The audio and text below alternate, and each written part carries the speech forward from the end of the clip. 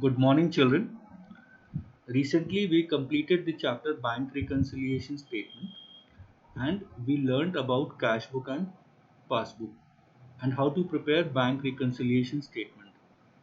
Actually, in between cash book and bank reconciliation statement, there was another chapter which is known as special purpose book, also known as subsidiary books. Since passbook had direct connection with cash book, so we completed BRS. Now we are moving to this chapter called special purpose book, also known as subsidiary books.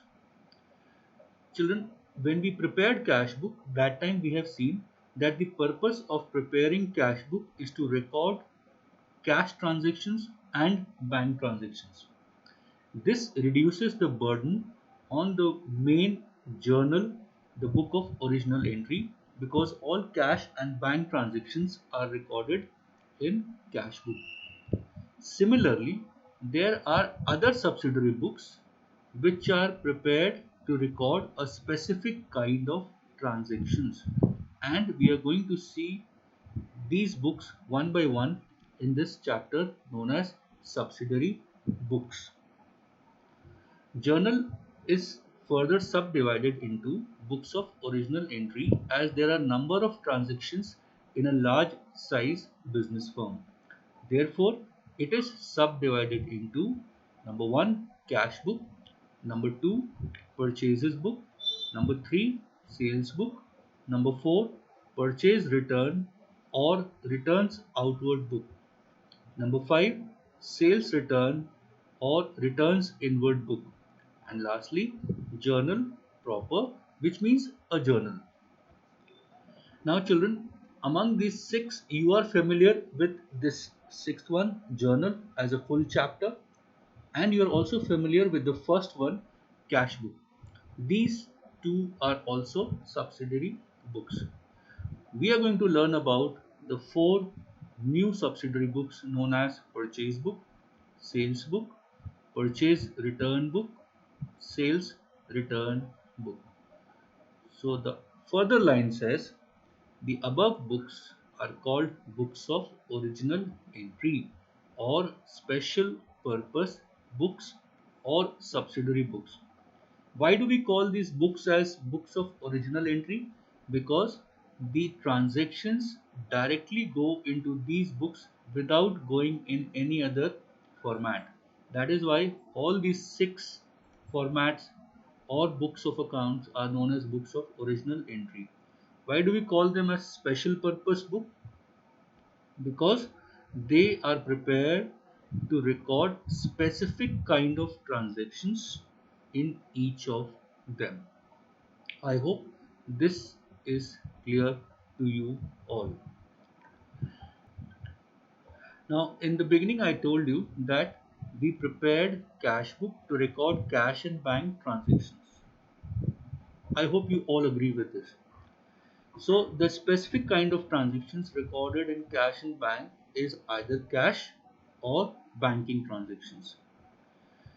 Similarly, all credit purchases of goods. See, whenever goods are purchased, it is based on two bases, accrual basis or cash basis. So if it is purchased on cash basis, it will have journal entry purchases account debit to cash account, being goods purchased for cash. But if it is purchased on credit basis, that is having an entry purchases account debit to creditors account. That means being goods purchased on credit. Now this purchase book is a subsidiary book in which only credit purchases, I repeat, credit purchases of goods are recorded. Therefore, cash purchases of goods and credit purchases of non-goods like fixed assets are not to be recorded in this book called purchases book. It is also called purchases journal. So what have we understood? That whenever there is a credit purchase of goods, it will directly go into purchase book rather than going into journal if big business houses are preparing purchases book. No cash purchase of goods will be recorded in this book. Neither purchase of fixed assets like building, machine, etc. to be recorded in this book. They will not be recorded. Only one kind of specific transaction is recorded here, which is credit purchase of goods. So this is called purchases book, or it is also called as purchases journal. Now let us see what is the difference between purchases book and purchases account. So the first point says purchase book, it is a part of journal. Why we say this? Because it is book of original entry. What should have been written in journal proper has been put into a separate book of original entry called purchases book. So it is considered as a part of journal only. Whereas purchase account is completely a ledger. I hope you all agree with this.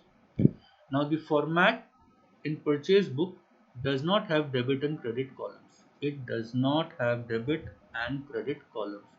Whereas purchases account has debit and credit columns. Only credit purchases of goods dealt in business or consumed for production are recorded in purchases book. Whereas in purchase account, both credit as well as cash purchases of goods are recorded. Now the last point of difference according to book, it says total of purchases book is posted to the purchase account. See, when we will make this purchase book, then you will see that there is a last total which we have to transfer to purchases account, because purchase account has to show both transactions, cash transactions as well as total of credit transactions. Whereas balance in the account of purchase account is transferred to trading account. In fact, not directly to trading account, it also can be taken to trial balance and then to trading account. So when we go into those chapter, the chapter called financial statement, you will definitely understand this point. So this is all about purchase book. After seeing purchases book, let us see the second subsidiary book which we have to learn in this chapter, which is known as sales book. So children, you must have understood by now what is the meaning of this book called sales book and why it is prepared. It is a subsidiary book in which only credit sales of goods, I repeat again, credit sale of goods are recorded. Any cash sales of goods and credit sales of non-goods like fixed assets are not to be recorded in this book. It is also called sales journal. So in many businesses, they have innumerable credit sale of goods transactions. So what they do is they will prepare, the big business houses, they will prepare a separate book called sales book to record only credit sales of goods, and cash sale of goods will definitely be going into cash book.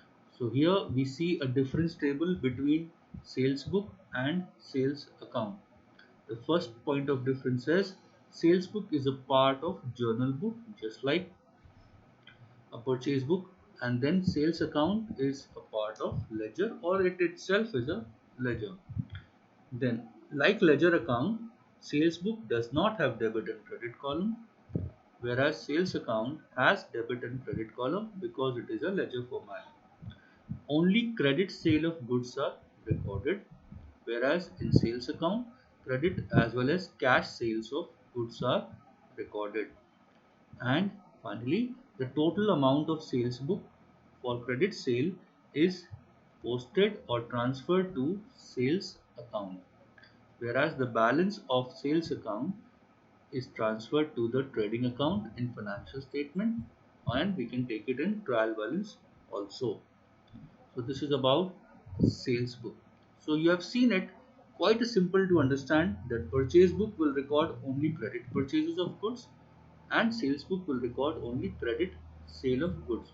So when we will go into questions, you will see that if any transaction relates to cash sale of goods or cash purchase of goods or sale and purchase of fixed assets on credit, they are to be omitted from the format of sales book and purchase book. After seeing the sales book, our next book in the order is known as purchases return book, and it is also known as return outward book. It is a subsidiary book which is prepared to record the goods returned by the business to its suppliers which were previously purchased on credit. This book is specifically maintained if the return of goods is frequent in the business, otherwise, it can be recorded in the journal also. Children, what happens is whenever there is credit purchases of goods, then we have a journal entry called purchases account debit to creditor account. I hope you all will agree to this. Sometimes your goods purchased on credit may be a damaged goods, or the goods purchased may be defective, or it may not be according to the order placed by the business, that is called not according to specification. So the purchaser, that is business, may feel to return the goods to its supplier, that is creditors. So in that case, whatever is the amount of goods returned to the supplier or the creditor, that has to be recorded in this book called purchase return book. Now, whenever such goods are returned, this business will prepare a document called a small document called debit note, which is a document notifying the person means the supplier or the creditor, that a debit has been made to his account. The reason for debit is also stated in the debit note. And why debit? Because when you buy goods on credit, that time the creditor is credited in the entry, purchase account to creditor's account. So when you return back the goods, the creditor has to be debited, and that is why debit note is prepared. So that was purchase return book, children, which is also known as returns outward book. Now come the fourth and the last book, known as sales return book, which is also known as returns inward book. It is a subsidiary book which is prepared to record the goods returned by the debtors to the business which was previously sold on credit to them. This book is maintained if the return of goods is frequent, otherwise it can be recorded in the journal. Remember, whenever the goods are sold on credit, the journal entry is debtor account to sales account.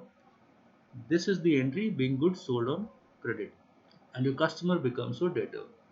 Now, if there is again a same situation where you have to take the goods back from your debtors being defective, damaged, or not according to the specification, then you have to reverse this entry.